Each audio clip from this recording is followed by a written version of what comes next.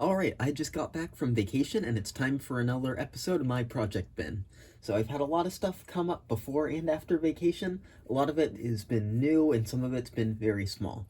But to start out, one of the smaller things is that I just got another thing of rubbing alcohol. My other one was getting kind of low, so it's not 91%, but it'll work. It's just going to be for cleaning out gears and whatnot. So I'll put that back and carry on. Alright, and next up has to do with this little foam base thing that I've been using. If you can see, it's getting kind of torn up. I've been using it a lot, and it's been time to replace it. So I went out and I bought these, which are much, much bigger, as you can tell. I didn't realize they'd be that massive, but it was like $1.60 for both of them, which is not terrible. And I needed to replace it. So what I'm thinking is that I'll cut at least one of these in half and use it. And if I don't like it, I can use the full sheet. And if not, I can just cut the other one in half too, and that'll work.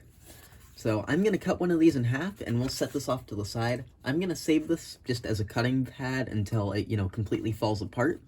So it'll still be used, but it probably won't be sticking around for much longer. Alright, so there's the new pad. It's definitely not perfect, but it's much better than the old one was.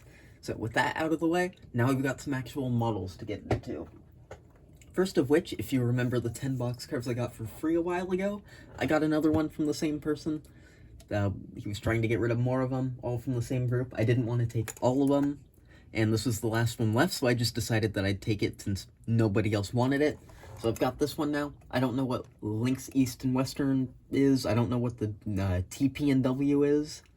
It's an interesting car. It's really shiny. I don't know what use I have for it, but I'd rather that than it just get to be junk. So I'll probably use it a bit. Don't know what it's from, where it's from, when it's from, but I'll find some use for it. On the topic of those 10 boxcars, I've just got a few out over here. If you remember how I said I needed to fix them all up, I did actually go and fix up all 10 off camera, minus one, which I'll get to again in a minute. But I've given them all oil, I've messed with the trucks as much as I can, and they all run pretty well. I don't have much complaints. I fixed the roof walk to an extent on this thing. I couldn't do much more than that, but it does indeed work, and it's better than not having anything there. I also don't know what time this car was made, because it seems like it's an older Varney underneath, but the shell says the real-life thing would be from 1951. So I don't actually know what year this thing is. So if anyone does have any clue, let me know. But other than that, that's about it for these 10 boxcars. I am also kind of done doing a lot of working on rolling stock on camera, because that doesn't seem to do all that well. I might do a little bit here and there, but not all the time. I'll just talk about it in updates like these from now on.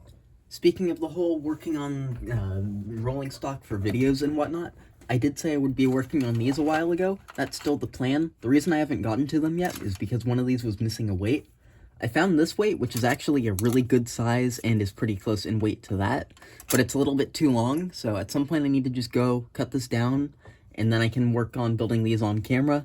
I've got all the parts and whatnot to do it, but I just need to cut that one piece down. So this will be coming in a future video, and I've got one other kit building video I want to do soon with the 2 Intermountain boxcars, but those are waiting on wheels and couplers, so it'll be a little while. Next up, we'll get to the one boxcar that I mentioned that wasn't doing all that great, which is this natural gas car, or national cylinder gas car.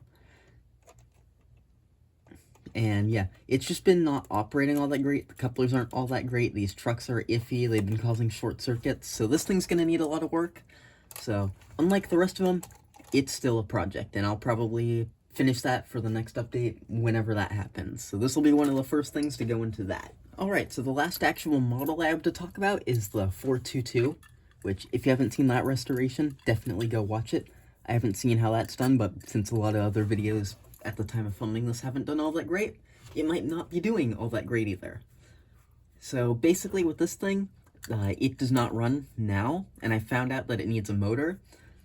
So the coils on this thing were pretty much in rough shape, and the magnet wasn't all that great, and I tried running the thing, and it just didn't want to run after working on it, which the coils were completely burned. I tried putting on some of the neodymium magnets, since the magnet was weak, to see if that would help, and it didn't make much of a difference. It got it to start, but then it died and overloaded the controller basically instantly, so it's going to need a new motor. I didn't like the one that was in here in the first place, because if you saw in the video, it actually touches the top of here, and can create a short circuit, which is why I put some electrical tape there in the first place. So I'll probably upgrade it with a newer 5-pole CAN motor. Maybe I'll put DCC in it. We'll see. But I just need to get around to ordering the thing a motor and figuring all that out. So for the time being, this one is also down. Before I go, I do want to kind of bring up a couple of other things. This is being filmed way out from when it was being scheduled to. So it's been probably a month, maybe a little bit less since I filmed this video. So it's quite a ways out. And the other thing, I did go on vacation. I did try and find some models. I didn't find much of anything. I did look. I'm always on the hunt for a good cheap engine, but I couldn't find anything. I did see some of the Hawaiian light rail testing, which I might upload in a video soon.